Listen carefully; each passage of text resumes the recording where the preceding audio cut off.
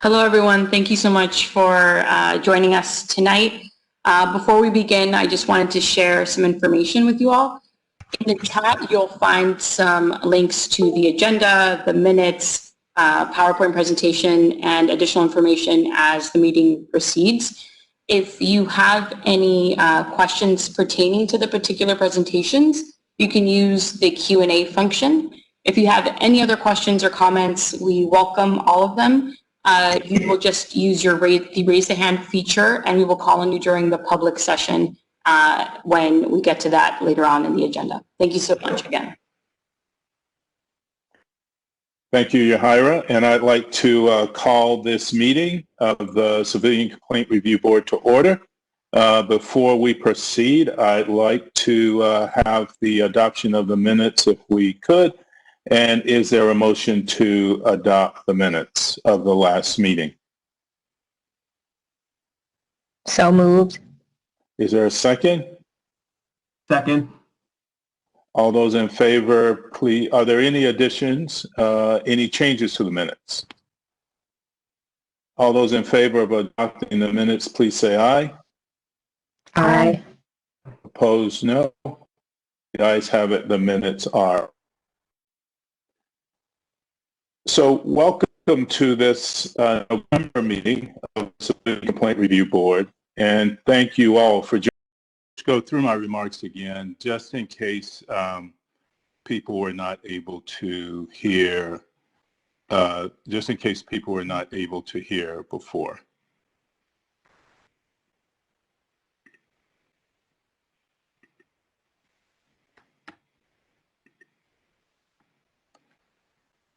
So again, I want to thank you all for being here tonight.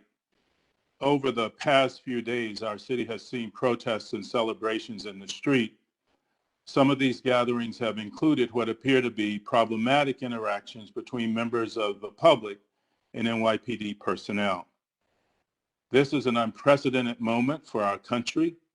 In the wake of this historic election, the soon-to-be former president seems to be doing everything in his power to contest the will of the American people.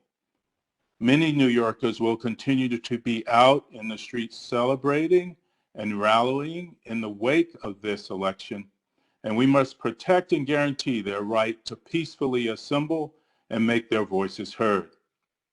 We all have a role to play in this, and we all must work to turn down the temperature when it seems that our outgoing president might not want to see nothing more than for this temperature to reach a boiling point. That said, I want to especially commend those who are on the ground encouraging de-escalation and organizing peaceful assembly.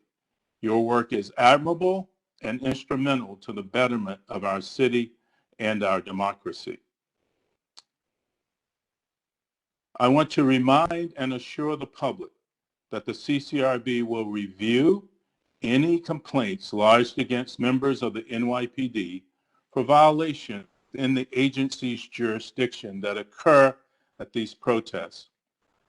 The board has already reviewed cases stemming from protests in support of Black Lives this summer, and hundreds of investigations related to these protests are ongoing. If you would like to file a complaint with our office, as always, you can go online to nyc.gov/CCRB complaint. Again, that's nyc.gov/CCRB complaint. Or you can call our hotline at 1-800-341-CCRB. Again, 1-800-341-CCRB. Additionally, as more and more New Yorkers, young New Yorkers, engage with local politics and protest in the streets, I want to encourage any young New Yorkers between the ages of 10 and 18 to consider joining the CCRB's Youth Advisory Council. Those selected to the Youth Advisory Council will have a significant impact on the CCRB's work related to youth NYPD relations, policing of young people, and how our agency communicates with and reaches out to young New Yorkers. The public service announcement of the 2020 class of the Youth Advisory Council will soon be broadcast online and over radio. And I'm looking forward to what the 2021 class will produce for the CCRB and for the City of New York. The deadline application for the Youth Advisory Council is 11:59 on November 30th.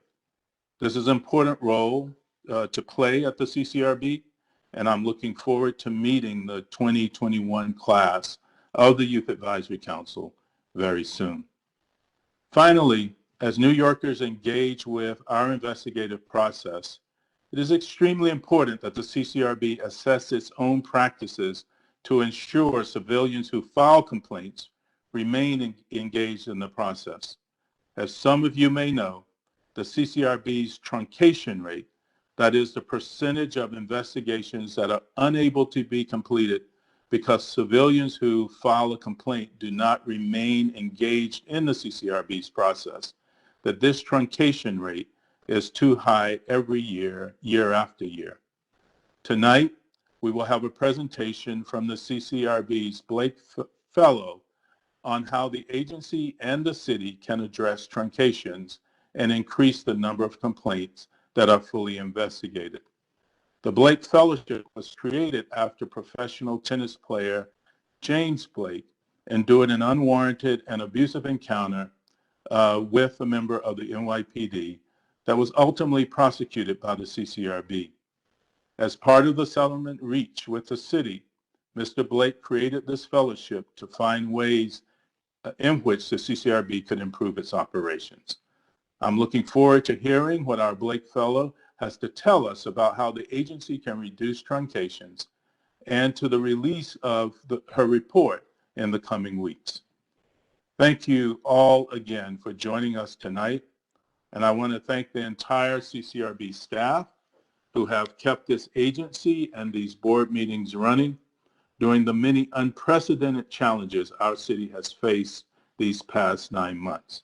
And now I'll turn the meeting over to John Darsh, who has a few words for us this evening. Thank you. Thank you, Chair Davey. The CCRB is still awaiting the Second Circuit's ruling on the police union's appeal of the decision denying their request to prevent the CCRB from distributing information about individual members of service disciplinary history. This appeal will decide whether the CCRB can disclose certain officer disciplinary information. I'm confident that we will prevail, and the staff is busy planning so that as soon as we are able to, we will make disciplinary information that had previously been secret available to all New Yorkers. In addition, today, the CCRB published new rules on investigating sexual misconduct by members of the NYPD and false official statements. The new rules, if adopted, will enable the CCRB to restart investigations into sexual misconduct that were delayed by a lawsuit from police unions. They will also empower the agency to investigate false official statements made by NYPD personnel against civilians, whether that is on official paperwork or in other official proceedings. The CCRB will be taking public comment on the new rules at our board meeting on December 9th. You can either reserve time to comment at our December board meeting, or you can submit your comments via the internet. And finally, as the chair previously mentioned, November is Homelessness Awareness Month. Our invited speakers here today will discuss the relationship between the NYPD and New York's homeless communities. The CCRB has to be able to serve all New Yorkers. Improving how the CCRB works with those experiencing homelessness is an agency priority, and it runs parallel with our overall goal of reducing truncations. Just to give a quick update on the status of remote CCRB operations, the health of complainants, staff, and members of the NYPD remains our priority and informs all operations. Our office is open with limited staff. I strongly encourage individuals to contact us by telephone, email, or through our website if possible. To file a complaint, you can either call 1-800-341-2272 or nyc.gov/CCRB complaint. That's one word. Investigators are now able to conduct all their work, including interviews of civilians and members of the NYPD remotely. We are also moving mediations to a remote format. And finally, some rules for public comment. In the public session, please use the raise your hand feature to make a comment, and there's going to be a time limit of 2 minutes on those comments. And if you wish to discuss a problematic encounter with a police officer, we're going to ask you to provide contact information so that our investigators can follow up with you. And if you use the Q&A feature for specific questions related to presentations, we would really appreciate it. But reserve your questions and comments unrelated to the presentations for the public session. I want to join the chair in thanking the staff for their hard work in keeping things going through these difficult times, and to thank the public as well for participating. Have a good day. Thank you, John. We'll turn now to the presentation of our Blake Fellow, Chelsea Lee Flukas. We look forward to hearing her presentation. Chelsea Lee. Thank you very much, Chair Davey. Good evening, everybody. It is nice to see you all virtually. I am going to get my presentation started. So this is just a brief overview of my forthcoming report, as the chair mentioned, and so it's just going to go over some highlights on the study of truncations in direct relation to the agency. Before I fully get rolling on the presentation, I just wanted to give you guys a brief introduction to who I am. My name is Chelsea Lee. I'm a born and bred New Yorker and grew up here my whole life. The Blake Fellowship was started, as Chair Davey mentioned, as a result from an incident between James Blake and members of the NYPD. As a result of that incident, an undisclosed settlement was reached in which the agency is going to employ James Blake CCRB fellows, and those fellows are responsible for analyzing truncation and making recommendations to increase the number of full investigations that take place at the agency. Simply put, truncation, oh, actually, hold on one second, sorry.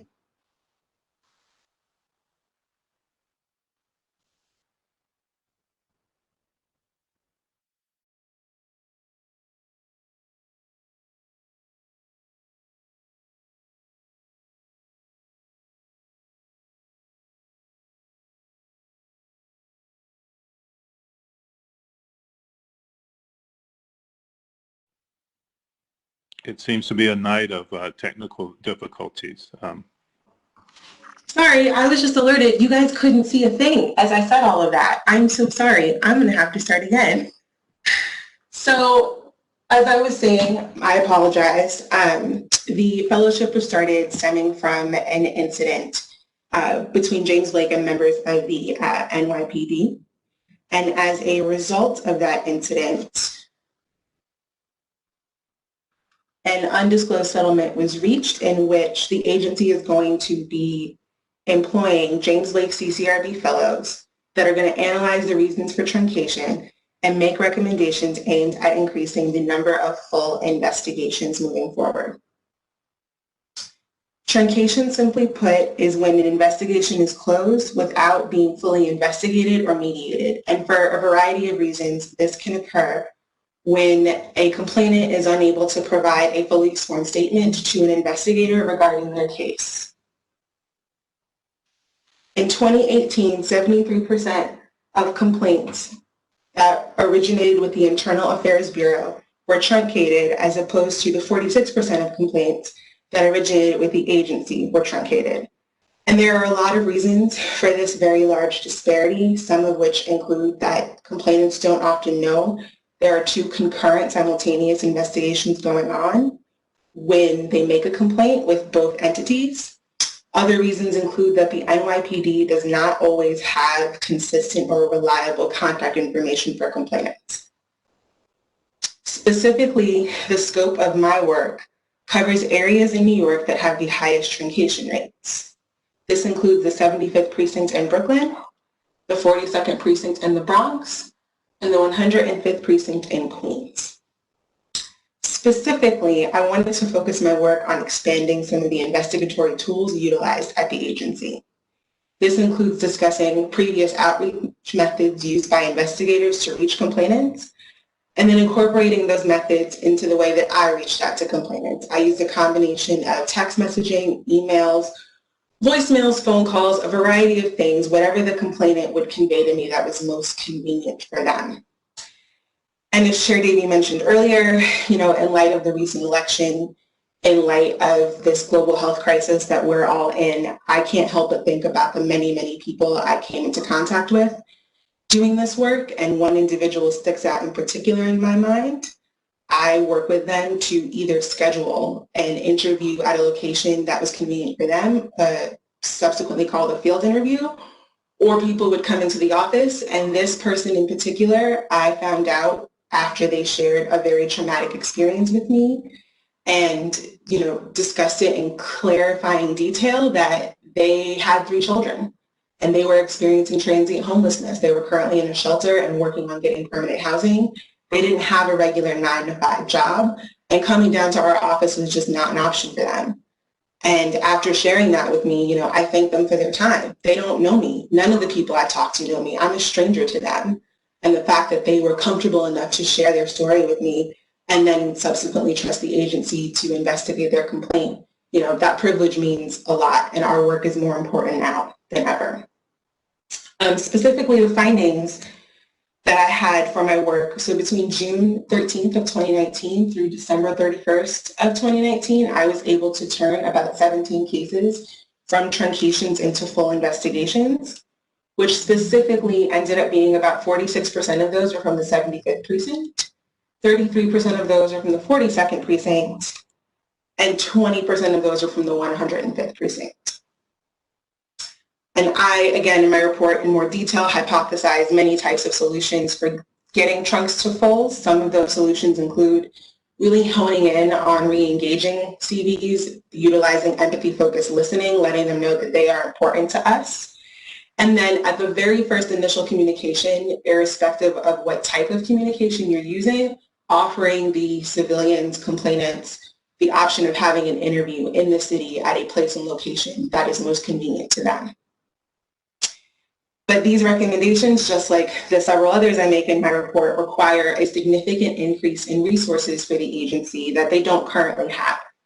I explore a lot of different resource options in my report, including creating specialized units that will handle particular administrative and other tasks that are currently being done by investigators to free up time so they can conduct CV field interviews. Some of these tasks, as I mentioned, are administrative that have to do with document collection, closing reports. All of these things are important, but investigators can't be in multiple places at once. And so I think that being able to clear up that backlog would be very helpful. Additionally, the agency's outreach unit needs to have an increased number of their staff so they can go out and reach people that aren't going to attend a board meeting and aren't going to be able to attend an event. But if we are able to come to them, it makes our presence in the city a lot more available and widely known. Additionally, in the 27 going on soon to be 28 plus years the agency has been around, it has never had a dedicated public education budget, and it desperately needs one. I cannot ever think of a time that this can't be more overstated, especially with everything going on right now. Even with all of the agency's hard work in outreach and investigations and all of the other units, there are still people that don't know that we exist that need our help. Additionally, I recommend that improving training, specifically training in regard to working with those who have a high frequency in touch points and contact with individuals who experience trauma, essential. Studies show that individuals working in high-stress environments need additional resources and support, and providing that enables us to help other New Yorkers and complainants better. Again, all of these recommendations, all of these findings really just hone in on that we need to be able to provide more consistent and effective resources to the citizens of New York, and we can't do that if we're not a more consistent and effective agency with a larger presence to anyone and everybody that needs us. So again, I'm sorry for the technological issues earlier. I said I was going to keep it short, and I did. And my report comes out very, very soon. So I hope you will all, whenever you have a chance, take a look. It's only 23 pages, but it's good stuff. So thank you very much. Thank you, Chelsea Lee. And no worries about the technical difficulties. I had some myself, and it's just kind of the nature of the Zoom, WebEx, Google Meets world that we're in these days. Do any of the board members have any questions for Chelsea Lee?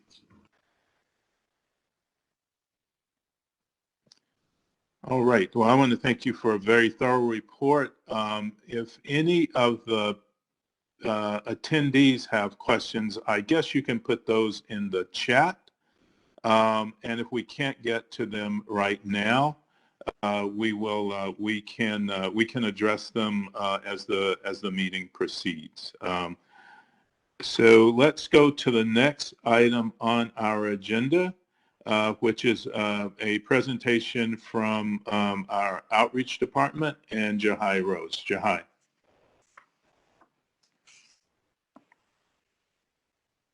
Thank you very much, Chair Davey. Going to share my screen in a moment. Okay, thank you very much, everyone, for attending.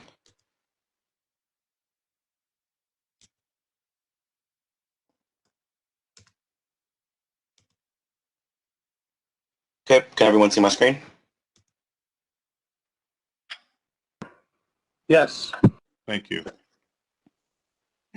As you all may know, the Civilian Complaint Review Board is the nation's largest independent oversight entity over the largest police force in the country. The CCRB investigates, mediates, and prosecutes complaints of misconduct against members of the New York City Police Department. As previously mentioned, the agency is governed by a 15-member board. You've met some of those board members. There are 5 that are appointed by the New York City Mayor, 5 that are appointed by the New York City Council, 3 that are designated by the New York City Police Commissioner, 1 appointed by the Public Advocate of the City of New York, and the chair is appointed jointly by the Mayor and the City Council. While the agency investigates complaints of police misconduct, we do not investigate all allegations of misconduct. A helpful reminder is the acronym FADO. That's F, which stands for force, A stands for abuse of authority, D stands for discourtesy, and O stands for offensive language. Just wanted to give you some brief information regarding the Right to Know Act. The Right to Know Act was a law that came into effect in October of 2018. During certain stops, officers should identify themselves by providing their name and information such as their rank, command, and shield number. With some exceptions, explain the purpose of the interaction. Inform you of your right to say no when asking for your consent to search your person, property, vehicle, and/or home. And offer a business card with the officer's information that explains how to make a comment or complaint about an interaction with the NYPD. Civilians may request a business card in all interactions. This is a mock-up of what the business card would look like. Now, there are a few ways to make a complaint about police misconduct. One way, as previously mentioned, is by utilizing our website, which is nyc.gov/CCRB complaint. You could also call the CCRB on a hotline at 1-800-341-CCRB. Now remember, if you see footage of misconduct on social media or in the news, you can file a complaint even if you were not there in person. The additional ways for you to file a complaint about police misconduct include calling 311. You can come to our office at 100 Church Street on the 10th floor. It's in Manhattan, New York. It's a code 10007. Or you could also attend, or you could also go to a local police precinct and file a complaint there as well. You could also send the CCRB an email to our office. As previously mentioned, the CCRB has a Youth Advisory Council. Youth Advisory Council is a working committee made up of young leaders who are committed to criminal justice issues and improving police and community relations. Applications are still open, as previously mentioned by the chair. So if you know of any young people that are interested in joining, I'm going to leave a link in the chat. But the applications are open to New Yorkers between the ages of 10 and 18. So the CCRB conducts outreach to various groups and various types of presentations for different groups. Those groups, while they are varied, one of the groups that we would like to highlight on tonight is the homeless services providers. We have conducted presentations for homeless services providers such as core services and SEO.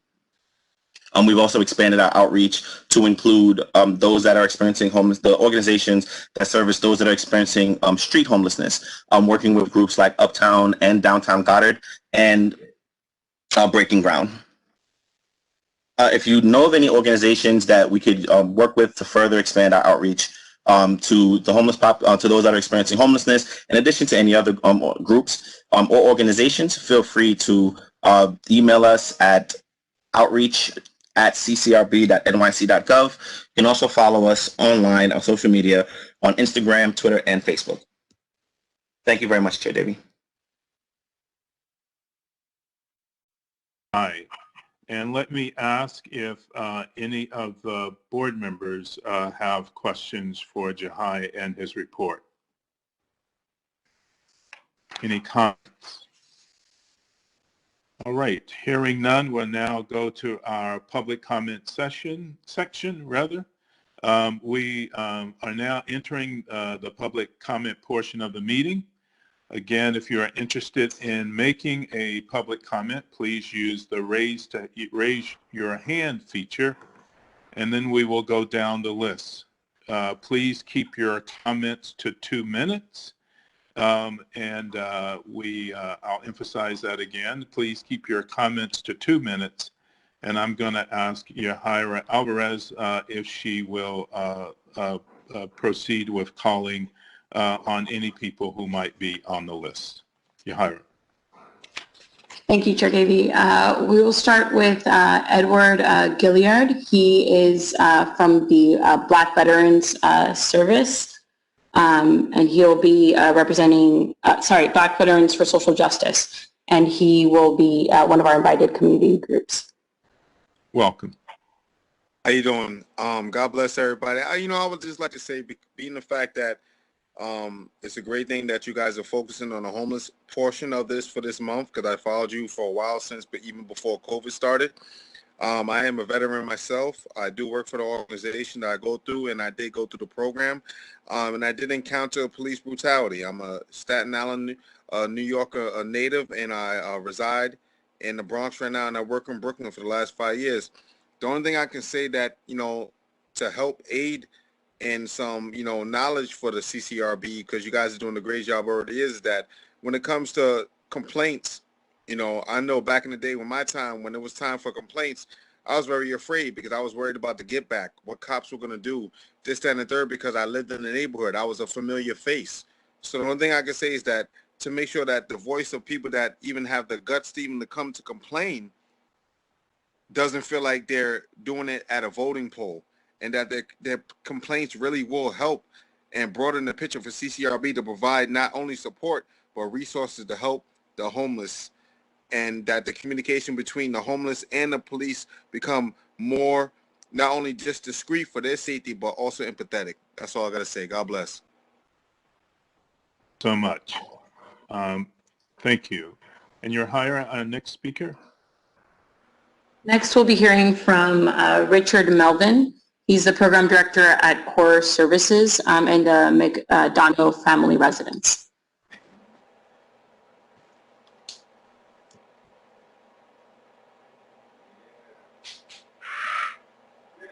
Hi, good evening. Can you hear me? Yeah, please proceed. Okay, yes. My name is Richard Melvin, program director at Core Services Group. Been speaking with John. Some of the questions that he asked with respect to working with homelessness here in New York. What can the CCRB do better to engage adults who are experiencing homelessness service? So I actually spoke with a couple of people, and in the past, some of the things that was shared was that pretty much police officers do not take the report seriously. They question the insight and the intelligence. Community board, when you're police officers, when they are receiving the statement, they're not engaged with the client, they're not engaged with the person, they're not listening, they're doing multiple things, they're not writing the information down, et cetera, et cetera. And you said something with respect to engagement, and I think it's just so imperative that in that first part of the engagement, when you are disengaged, when you're giving a person information, it has ended the relationship already, so it's already have lost truth in what you can do or what they believe will be done with respect to being positive outcome for them. I think with CORE, one of the things that we try to do, and I hope that, and I'm happy that we're seeing it happening now, even with James Blake, it took this moment because Mr. Blake was famous, but we have this issue with people all the time who experience all these disinjustices based on the fact that they've been marginalized. And I think we need to look at homelessness not as if it's a thing where people are homeless because they want to be homeless. They want to be homeless. It's usually due for inadequate income and lack of affordable housing. And if we can combat those issues with everything else that Black men and other minority groups face, regarding whether it's homeless, substance abuse, it's all intertwined with one thing. And that's the individual. If we are able to treat the individual with dignity and respect and begin to listen to them and their story, I think that we can become a better city, a better person. And like you said, we're in an unprecedented moment. So right now, at this moment, we have that chance to do that. And I thank you for the opportunity. Thank you, John, for including us. We're going to continue to bridge that gap in making lives and individuals safe, secure, and they can call home, home. Thank you. Thank you. Are there any questions from any of the board members, any comments? All right, Yahira, for our next speaker. Next, we'll be hearing from Rose Yasania, and she's the program director at SCO Services. Welcome.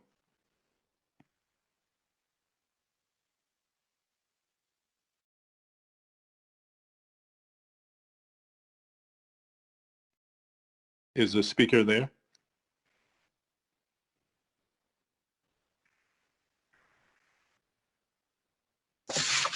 Hi.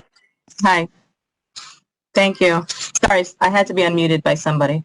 Yeah, so I'm Rosie Sonian, the program director with SCO Family of Services, Independence in Programs, as well as the Brooklyn Youth Center, which is a drop-in center in Brooklyn. I've been working with runaway homeless youth for almost 14 years now, and I'm also from Brooklyn, and I live in Brooklyn. And thank you for inviting me today. So I've been asked to touch on a couple of areas regarding homeless youth, one of which was some concerns that the CCRB should take into consideration. So in preparing for this, I've learned that the complaint review process can be somewhat long, and this is likely to interfere with youth completing the entire process. You have to understand that homeless youth are experiencing a litany of challenges, including family, education, employment, financial health, mental health, legal issues, and so on.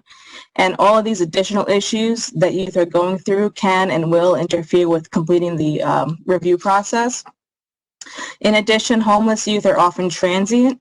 Addresses and phone numbers can change frequently, and it may be difficult to stay in contact with youth who have housing instability throughout a long review process. So email addresses are typically more consistent. In addition, traveling to appointments around the city is also often a barrier for our young people. On-site or virtual appointments usually result in better attendance to appointments. As someone else touched on, youth are often wary of the system and NYPD. They may be fearful of retaliation or other consequences, including legal consequences for themselves if they make a report. Youth may also not believe they have enough evidence, quote unquote, to make a complaint, or they may feel that the negative interaction that they had is not serious enough to make a complaint. Our youth are also presenting with a lot of past trauma, and they may feel that going through a complaint and review process will not change anything for them personally. The second item is, what can the CCRB do better to engage youth who are experiencing homelessness? And so I think that many youth are not aware of the CCRB as an option for them. I would recommend increased marketing and increased outreach to youth is needed. Advertising in places where youth congregate, particularly where the city's most vulnerable youth are, and the staff who work with those youth are present, such as schools, after-school programs, DHS sites, the Department of Education, Students Temporary Housing, ACS programs, and DYCD programs like my own, including other RHY programs and outreach.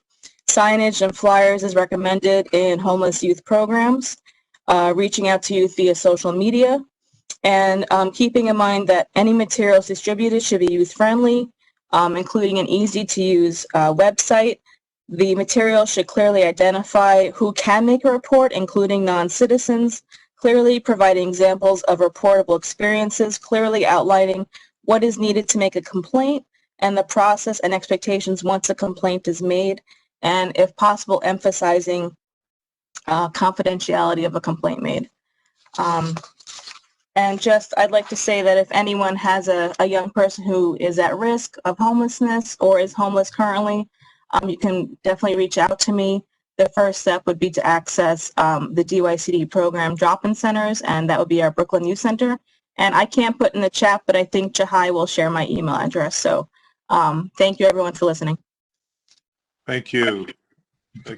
Again, to the board members, any questions or comments? All right, well, thank you for that presentation, and I will ask Yahira for our next speaker. Thank you so much, Rose. Next, we'll be hearing from Chris Cummings. He's the evening team leader at Breaking Ground, the Street to Home program in Manhattan. Welcome. Please go ahead. Hello. Thank you for having me. Yes, I work for Breaking Ground. We do street outreach in Midtown Manhattan with a primary focus on connecting homeless people with permanent supportive housing. And the people that we come into contact with are people that have been failed by the system many times. So trust building is incredibly important. And I think it's important for the CCRB to be able to do what's necessary to gain that trust from folks, so that the homeless folks that are using CCRB services feel as though that CCRB is looking out for their best interests, that they aren't being exploited for an ulterior motive, that the board is being truthful and upfront about expectations in terms of risks associated with retaliation, as well as expectations related to the outcome of going through the process. I think that it's important because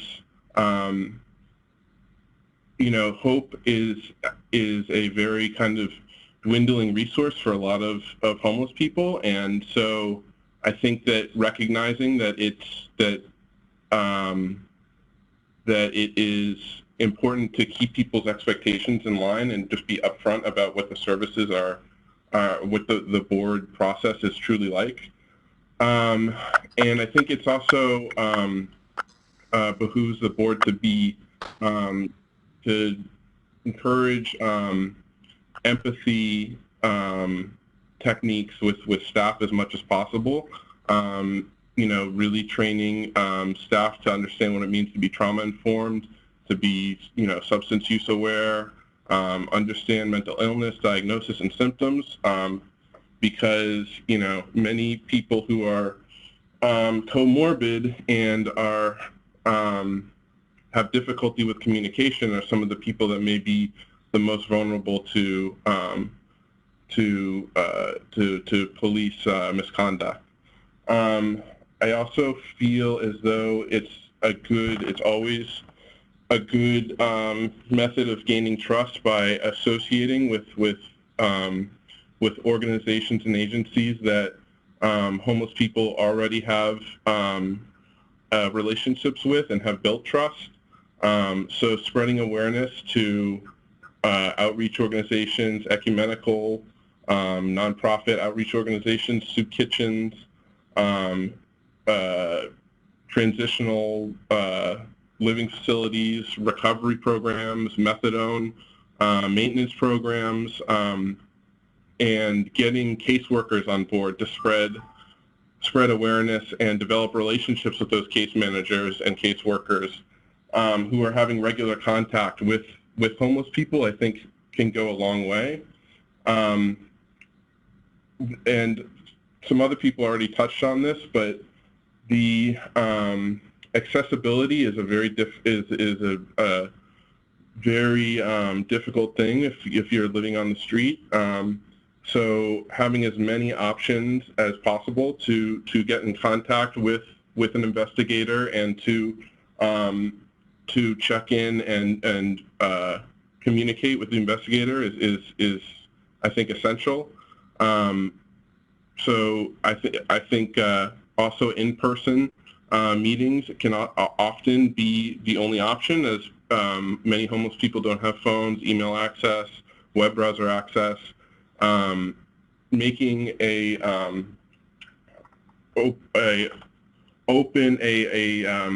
office hours extended, and plenty of office hours for on-site visits from the homeless people. Also making it an office that's accessible, or at least has a plan to get past areas that may be difficult for a homeless person to kind of deal with, for instance, like building security. I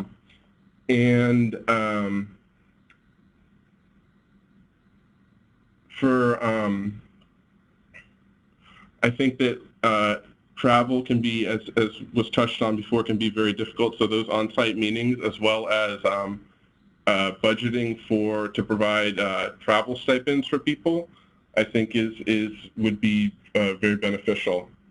And then the last thing I would just say is that as the process continues and follow-up and in-person appointments are required and evidence collection is ongoing, I think that making staff aware of the difficulties of someone that has a comorbid mental health and substance use problem or issue can be just a very difficult process in terms of keeping appointments.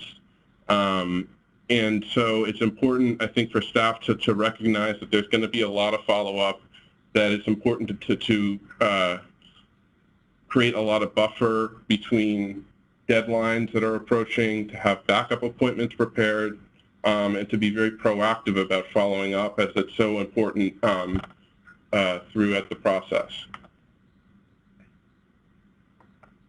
So yeah, that's all. Thank you. Thank you. Thank you so much. Board members, questions or comments for Chris Cummings? I just want to make one comment, and then John maybe ask just a question of you and the staff. And the one comment is that I think the whole purpose of Chelsea Lee's work as a Blake Fellow and getting a handle on this truncation issue in general is to be able to engage in more follow-up with complainants, not just homeless complainants, which is important and crucial in and of itself, and is why we're focusing on it tonight in this meeting, but with other complainants as well who also have multiple issues going on in their lives and need a little extra support to stay with this process. So we hope that and anticipate that the work of Chelsea and what comes out of her, Chelsea Lee, and what comes out of her report will help in that regard, where we stay engaged and help people stay engaged with the agency. My question to John and some of the other staff is that I've heard now twice comments just tonight on this fear of retaliation that might follow with filing a complaint. So do we have evidence that people who file complaints with the CCRB are retaliated against? Is this something we need to look into deeper? Just sort of what do we know about this issue, since it's been raised twice tonight? So I think, Mr. Chair, that the amount of evidence that we have of retaliation is small, but the amount of evidence that we have that people believe there is retaliation and that is why they don't file complaints is large.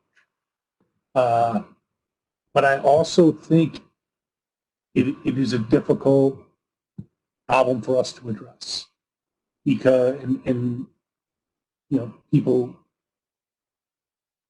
it is not fair for us to minimize the fear that someone might have who's living in the community, who may be in a vulnerable situation, that by filing a complaint, they may make their situation worse. I can only say that the situation will never get better for anyone unless people take a stand and say, this is not right what happened to me.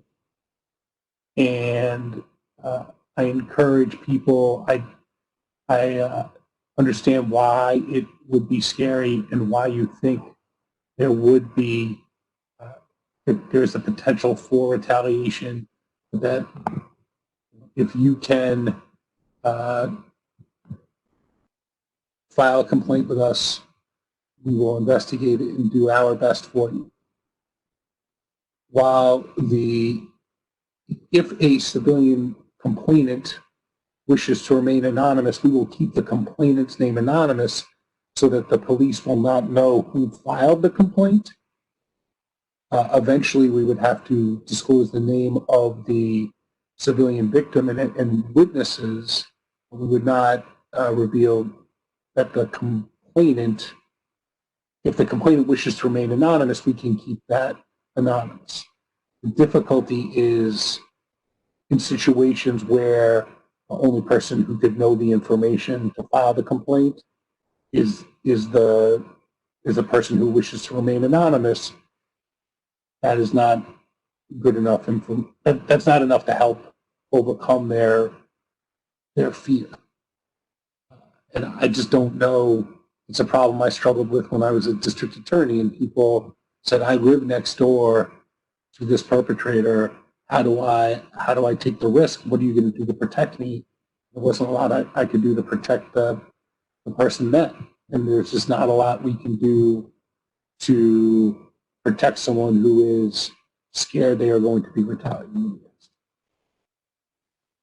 Thank you. I do think, though, the other point that you made is one that we can emphasize, and perhaps that's some of what Mr. Cummings was hinting at, that we can, or suggesting outright, and that is that we can assure people of one thing, that our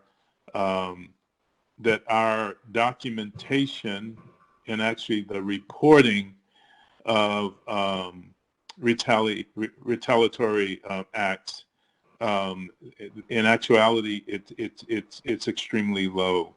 So the probability of anyone being retaliated against because they filed a complaint it is extremely low based on what we know now.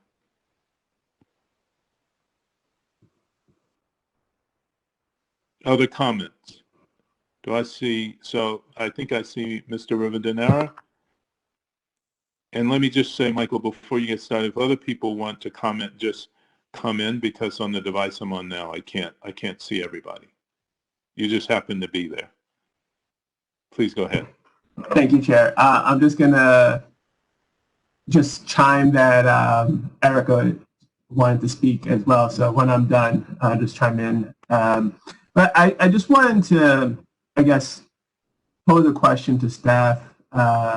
Based on what I'm hearing from the advocates here is that the challenge is finding a safe space to go and complain to, file a complaint.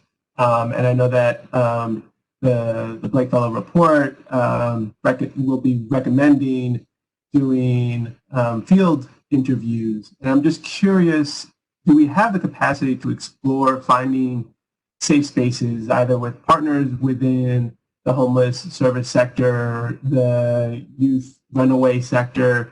I know that is challenging right now because of COVID and our budget constraints, but I'm just curious, is that a possibility in the future of just trying to explore finding safe spaces within the borough, similar to what we already do at the council members' offices throughout the 5 boroughs? I think it's a good idea that we should explore. So it's certainly possible.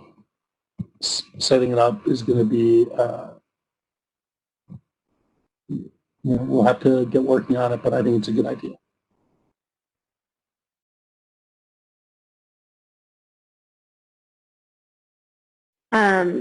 I just had one additional question and point of clarification for the public and for myself. So I haven't seen in the cases I've looked at a lot of cases involving retaliation, so it's just not entirely clear to me whether if there is an instance where there is retaliation for the filing of a complaint, is that within our authority to investigate? So if somebody is retaliated against, can they still come to CCRB and have that investigated by our team, or is that something that gets kicked back to NYPD? I just want to make sure that we're all clear on that and the public understands it as well.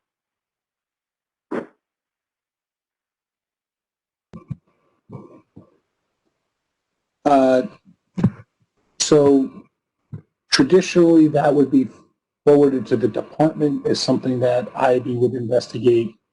But I think now with the charter revision on false official statements, it may be different, because that may be interfering with an investigation. So in the past, it probably is something that would not have been within our jurisdiction. And it's not in our FATO jurisdiction, but it is in the untruthful statement interfering with an investigation. Thank you, John. Are there other comments? And board members, please just jump in if you have one, because again, I'm not able to see everybody. All right. Yahira, well, thank you. Thank you, John and Erica and Michael, and our presenter. Yahira, are there other people to speak? We've concluded with the community group, so we're going to move on to the public comment section. Before I do that, I just want to acknowledge Maya Burr from State Senator Brad Hoylman's office, Eric Raditsky from Assemblyman Lentil's office, Vera Mayu from Senator Brian Kavanaugh's office, and Latoya LeGrand from Senator Leroy Comrie's office are all in attendance. And Latoya has asked me to share her contact information, which I will do in the chat. Next, we'll be hearing from Whitney Sheard. And as a reminder, Whitney, you have 2 minutes.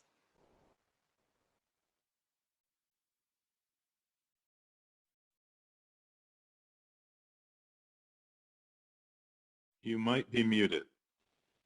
The speaker want to try again.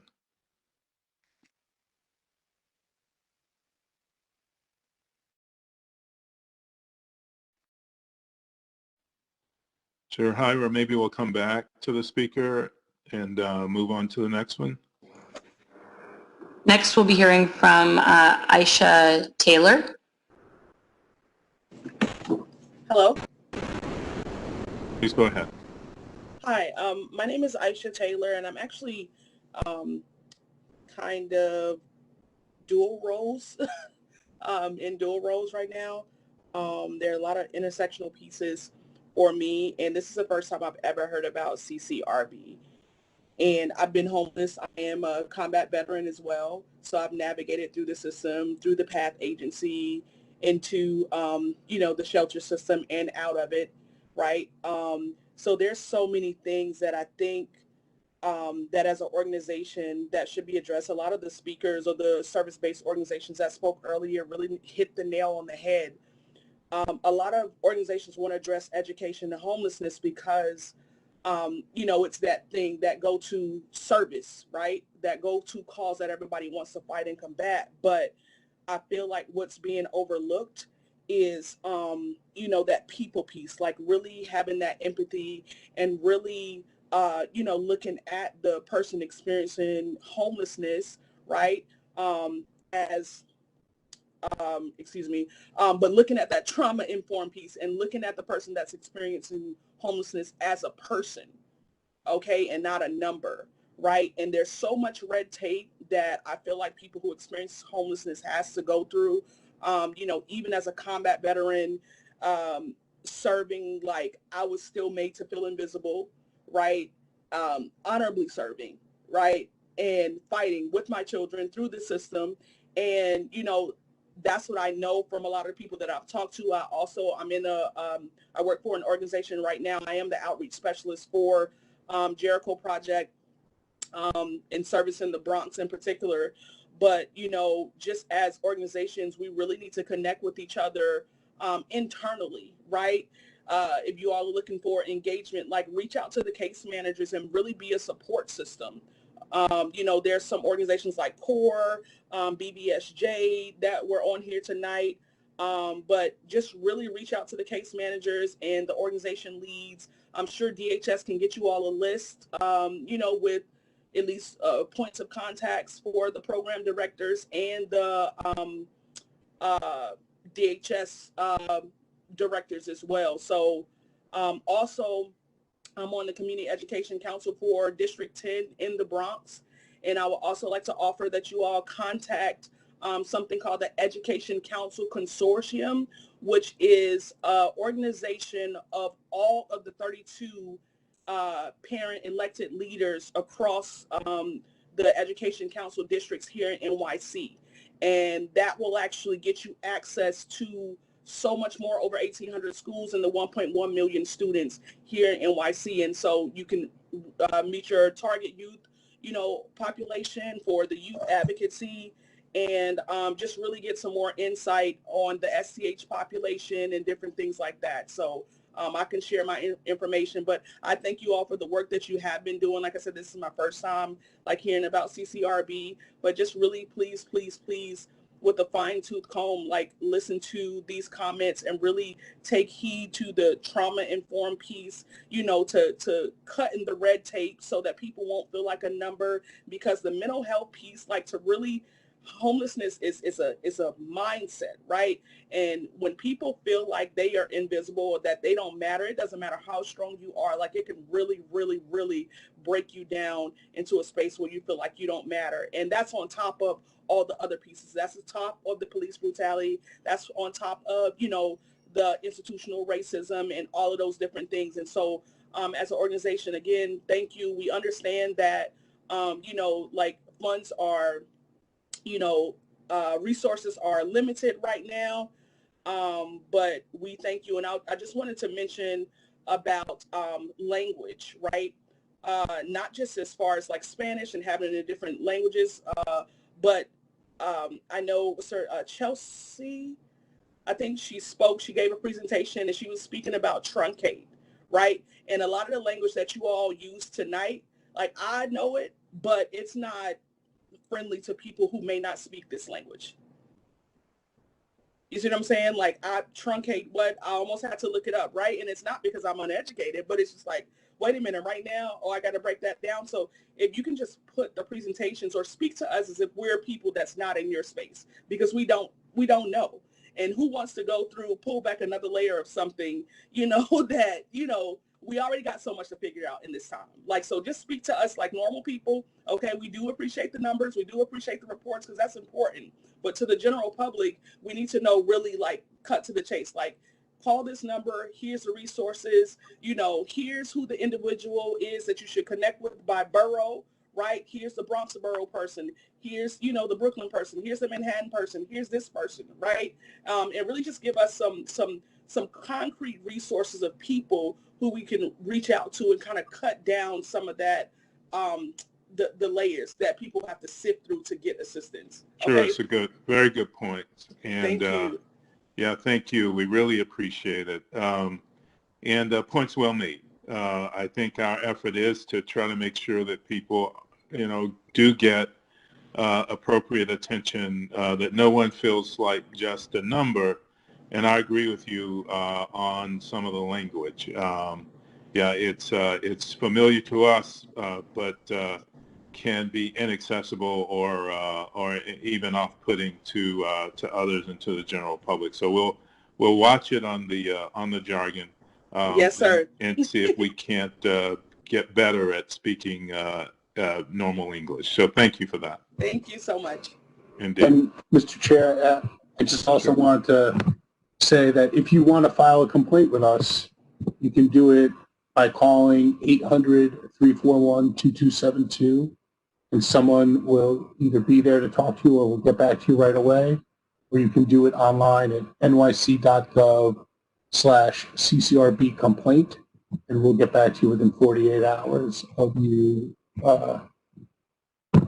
uploading your complaint. Thanks, John. And thanks to the speaker. Anything else from any of the board members? Reminding you again, just chime in because I can't see everyone. All right, then we will go to our next speaker, Yahara. And we'll be hearing next from Whitney Sheard. And just want to thank Aisha Taylor. That was really insightful. I shared my email in the chat, and I look forward to working with you. Whitney?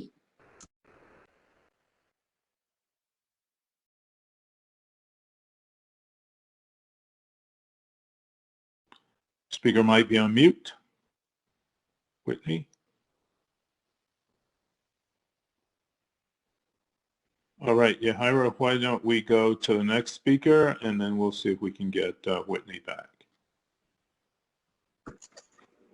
Sounds good. Next, we'll be hearing from, well, I'll be reading a comment from John Sonda.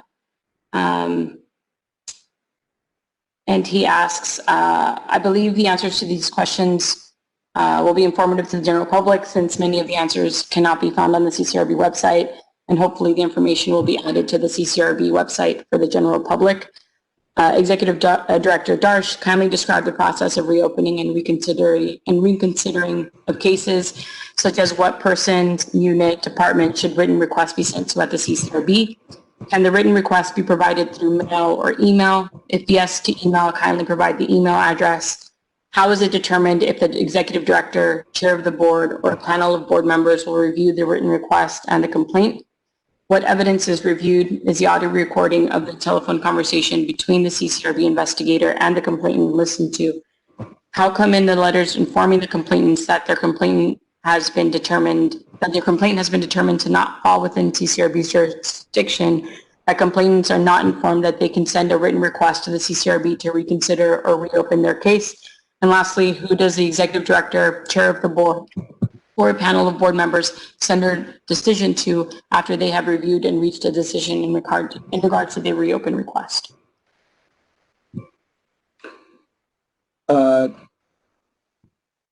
So I'm going to start at the top, and I'm going to try and do my best to remember everything Mr. Sonda asked. Yahira, if I missed something, please remind me. So first, people should send their requests to Ashwari Madeo, the director of our case management unit, at emahadeo@ccrb.nyc.gov. And I don't know her phone number off the top of our head, but if you just call the office line and ask for her, they'll connect you to her.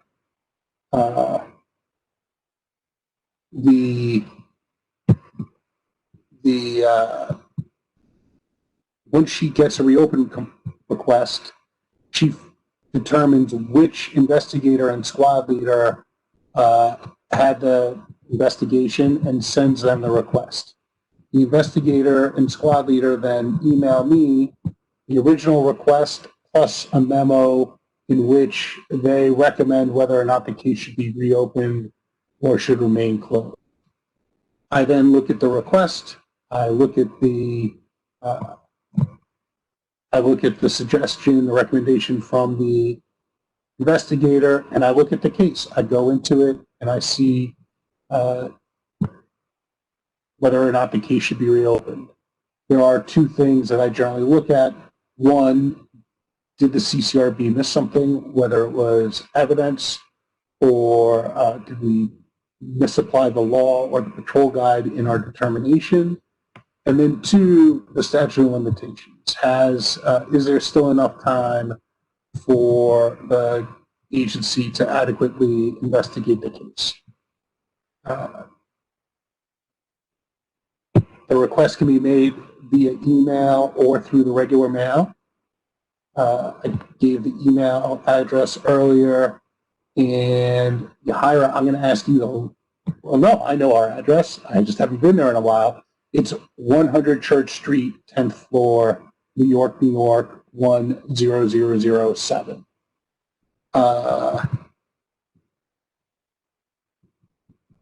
As executive director, I review the reopen request.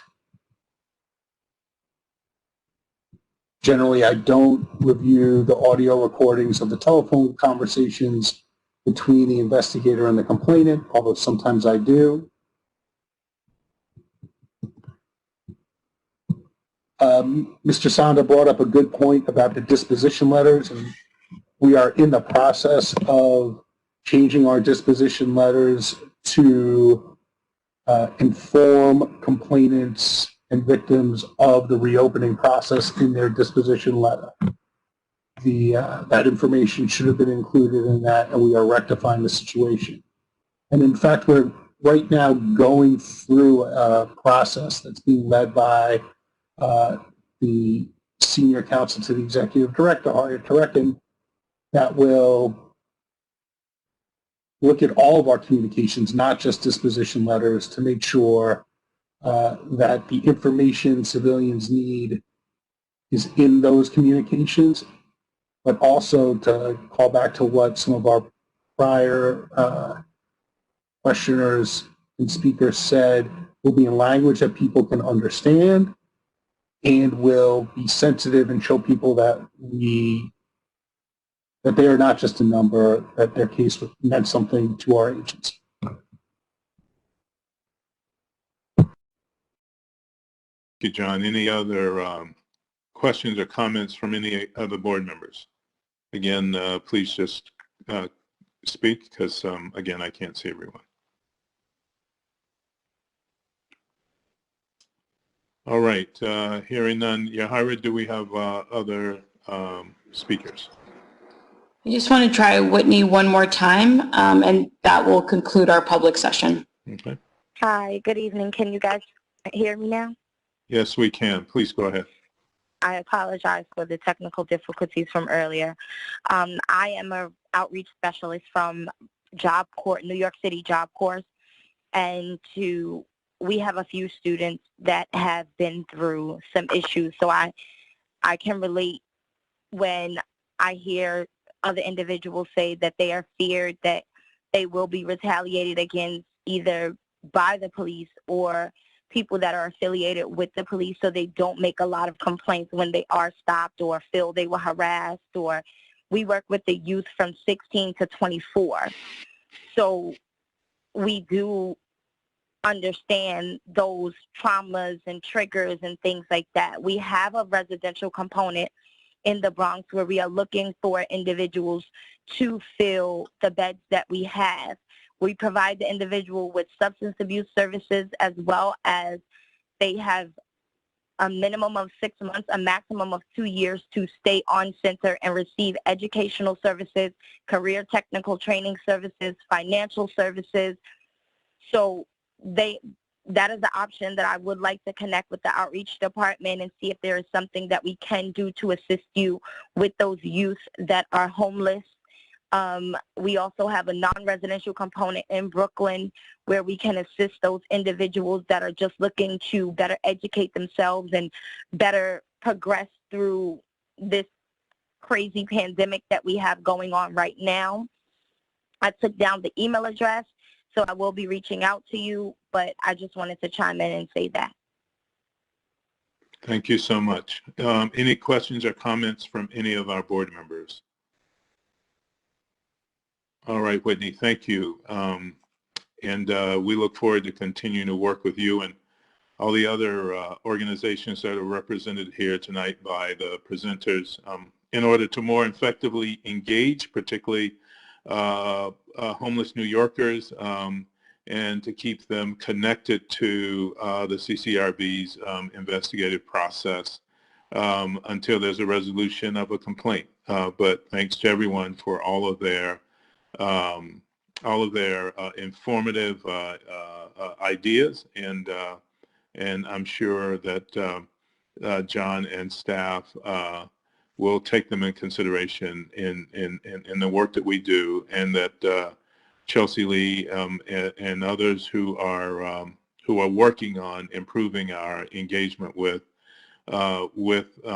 the people who file complaints will take them into consideration as well. So thanks to all the speakers tonight. Is there any old business to come before the board? Any new business to come before the board? All right, hearing none, I will entertain a motion to adjourn to executive session. Is there a motion? Is there a second? Second. All those in favor of adjourning to executive session, please say aye. Aye. Aye. Those opposed? Ayes have it. I want to thank the public again. Thank everyone for your comments and participation. I want to thank all those people who joined and who did not comment, but we're pleased that you've engaged us virtually, and we look forward to continue to try to serve the people of New York to the best of our ability. So thanks everyone, and we'll now adjourn to executive session.